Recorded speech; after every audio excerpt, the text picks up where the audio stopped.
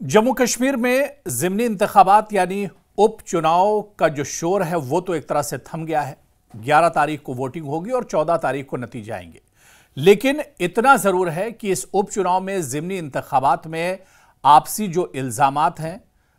और सवाल और जवाब और इसके अलावा एक दूसरे पर निशाना साधना, इल्ज़ामात और जवाबी इल्ज़ामात का लंबा दौर यहां पर चला है। खासतौर पर नेशनल कॉन्फ्रेंस और पीडीपी के दरमियान, या यूं कहा जाए कि मौजूदा वज़ीर आला उमर अब्दुल्ला और जम्मू कश्मीर के साबिक़ वज़ीर आला महबूबा मुफ्ती के दरमियान भी एक तरह से इल्ज़ाम और जवाबी इल्ज़ाम का दौर चलता रहा। एक तरफ जहां पर अपोजिशन में बैठी जम्मू कश्मीर के साबिक़ वज़ीर आला और पीडीपी चीफ महबूबा मुफ्ती ने जोरदार तरीके से नेशनल कॉन्फ्रेंस और उमर अब्दुल्ला और उनकी सरकार पर हमला बोला और महबूबा मुफ्ती ने कहा कि जम्मू कश्मीर के अवाम को उमर अब्दुल्ला सरकार के 1 साल की कारकर्दगी से मायूसी हुई है। उमर अब्दुल्ला सरकार ने और नेशनल कॉन्फ्रेंस ने 1 साल पहले जो वादा किया था चुनाव के वक्त जम्मू कश्मीर के अवाम से, वो वादे पूरे नहीं हुए हैं, बल्कि महबूबा मुफ्ती ने एक लंबी फहरिस्त एक तरह से सामने रखी और उन्होंने कहा कि चाहे सियासी कैदियों की बात की जाए,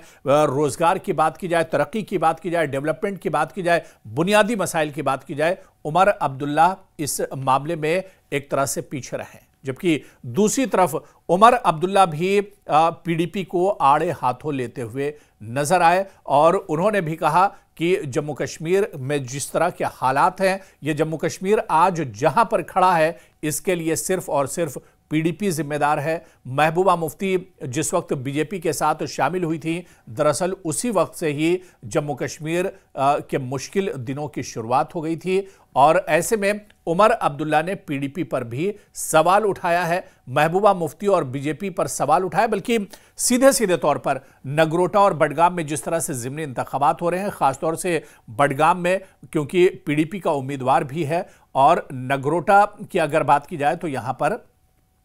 पीडीपी ने अपना उम्मीदवार नहीं उतारा है और सीधे सीधे उमर अब्दुल्ला ने पीडीपी को आड़े हाथों लेते हुए यह कहा कि महबूबा मुफ्ती दरअसल ये वाजे करें, ये बताएं अवाम को कि वो बीजेपी के साथ हैं या नहीं हैं। उन्होंने कहा कि जिस तरह की तस्वीर है और जिस तरह की सियासत देखने को मिल रही है, खासतौर से नगरोटा में जहां पर बीजेपी मजबूत है वहां से पीडीपी अपने उम्मीदवार को उसने नहीं खड़ा किया है, जबकि बडगाम में जहां पर नेशनल कॉन्फ्रेंस एक तरह से मजबूत दिख रही है, यहां पर बीजेपी नहीं है लेकिन पीडीपी ने अपना उम्मीदवार उतारा है। यानी उमर अब्दुल्ला के कहने का मतलब यह था, बल्कि उन्होंने अपने बयान में साफ तौर से कहा है कि पीडीपी और बीजेपी दरअसल एक ही सिक्के के दो रुख हैं और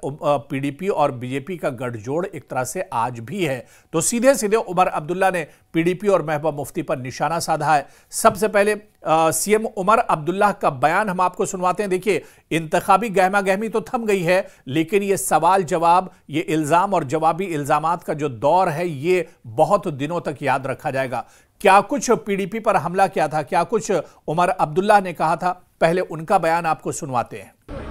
हम वो लोग नहीं हैं जो लोगों से वादा करते हैं कि हम बीजेपी को बाहर रखेंगे और फिर बीजेपी के साथ हाथ मिलाते हैं। हम जब कहते हैं हम कुछ करेंगे तो करेंगे और हमने शुरुआत भी की है। और ठीक उमर अब्दुल्ला के इसी बयान पर आप देखिए कि महबूबा मुफ्ती ने पलटवार किया है। महबूबा मुफ्ती ने उमर अब्दुल्ला सरकार पर कई तरह के इल्जाम लगाए हैं, बल्कि महबूबा मुफ्ती ने यह कहा कि जो उम्मीदें जम्मू कश्मीर के लोगों को नेशनल कॉन्फ्रेंस की सरकार से और उमर अब्दुल्ला की सरकार से थी, वो उन उम्मीदों पर यह सरकार खरा नहीं उतरी है। इसके अलावा पीडीपी ने कहा कि कई ऐसे मसाइल जम्मू कश्मीर से जुड़े हुए थे जो इस सरकार में हल हो सकते थे, लेकिन 1 साल गुजरने के बाद भी इस सरकार ने आवाम की तरफ बिल्कुल फोकस नहीं किया है और हालिया इंतखाबात यानी जो ज़िमनी इंतखाबात हो रहे हैं, आवाम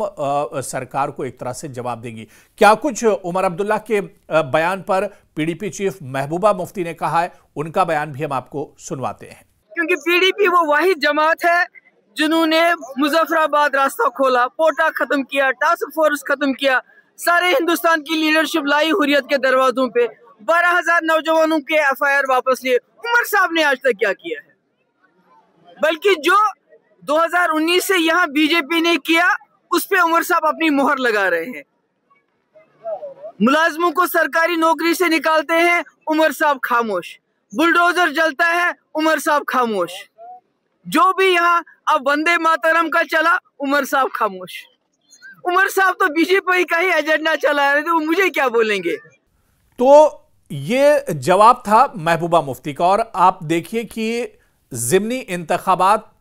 अब 11 तारीख को वोट डाले जाएंगे। तशहीरी कैंपेन जो है वो अब एक तरह से थम चुका है और 11 तारीख को वोटिंग होगी और 14 तारीख को नतीजे आएंगे। उस वक्त क्या कुछ नतीजे होते हैं ये देखना बहुत अहम होगा, लेकिन इतना जरूर है कि यह बयानबाजी आने वाले दिनों में भी एक तरह से याद रखी जाएगी। सबसे बड़ा सवाल यह उठता है कि जम्मू कश्मीर में सियासत की दो सबसे बड़ी जो हस्तियां हैं या जो सबसे बड़े चेहरे हैं, यानी उमर अब्दुल्ला और महबूबा मुफ्ती, जब भी ज़िमनी इंतखाबात में मीडिया के सामने बयान दिया या आवाम के सामने उन्होंने अपनी बात रखी, तो एक दूसरे पर इल्जाम और जवाबी इल्जाम करते नजर आए, एक दूसरे पर निशाना साधते हुए नजर आए हैं। और ऐसे में उमर अब्दुल्ला ने महबूबा मुफ्ती की पिछली सरकार को लेकर, उनकी कारकर्दगी को लेकर सवाल उठाए, जबकि महबूबा मुफ्ती ने उमर अब्दुल्ला की मौजूदा सरकार पर और उनकी जो कारकर्दगी है 1 साल की, उस पर एक तरह से सवाल उठाए हैं। अब बड़ा सवाल यह उठता है कि जम्मू कश्मीर के लिए दोनों ही जो बड़े लीडर हैं वो एक तरह से हामी भरते हैं कि वो एक तरह से जम्मू कश्मीर के अवाम के हक में काम कर रहे हैं, जम्मू कश्मीर के डेवलपमेंट के लिए काम कर रहे हैं, जम्मू कश्मीर को आगे ले जाने को लेकर काम कर रहे हैं। लेकिन अब इसमें सच्चाई पर कौन है, किसने जम्मू कश्मीर के लिए काम किया है और किसने जम्मू कश्मीर के लिए काम नहीं किया है, यानी कौन वो चेहरा है जिसने सिर्फ सियासत की है, सिर्फ अवाम से वादे किए हैं, लेकिन वो वादे वफा नहीं हुए हैं। दरअसल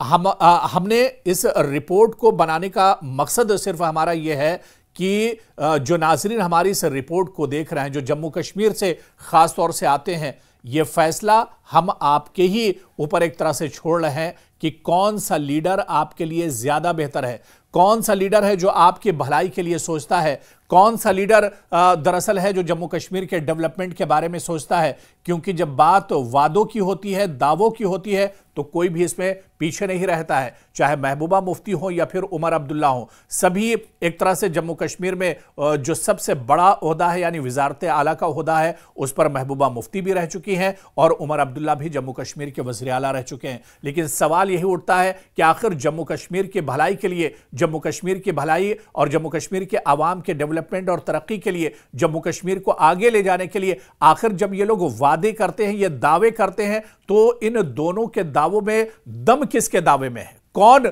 वो चेहरा है, कौन वो लीडर है जिसने जम्मू कश्मीर को जो आगे लेकर गया है? किसे जम्मू कश्मीर की तरक्की की वजह से ज्यादा एक तरह से याद रखा जाएगा? ये बहुत अहम सवाल है और इसका जवाब हम आपसे, यानी जो हमारे नाजरीन हैं, जो जम्मू कश्मीर से लोग आते हैं, आपके ही जरिए से हम दरअसल इसका जवाब ढूंढने की कोशिश कर रहे हैं। क्योंकि दावे तो दोनों लीडर कर रहे हैं, बल्कि दावे तो जो जम्मू कश्मीर में लीडरशिप है सभी करते रहते हैं जम्मू कश्मीर की भलाई और डेवलपमेंट के लिए। लेकिन असल में इसका हीरो कौन है, असल में किसने जम्मू कश्मीर के साथ भलाई की है, जम्मू कश्मीर में डेवलपमेंट का जिक्र या डेवलपमेंट का काम किसने किया है? आप कमेंट बॉक्स में अपना तबसरा जरूर लिखिए और आपके जो कमेंट्स आएंगे, आपका जो तबसरा आएगा, इसके ऊपर आगे भी हम एक रिपोर्ट तैयार करेंगे और जम्मू कश्मीर का असली हीरो कौन है, जम्मू कश्मीर में डेवलपमेंट के लिए किसने वाकई में सिर्फ वादे नहीं किए हैं बल्कि वादों के साथ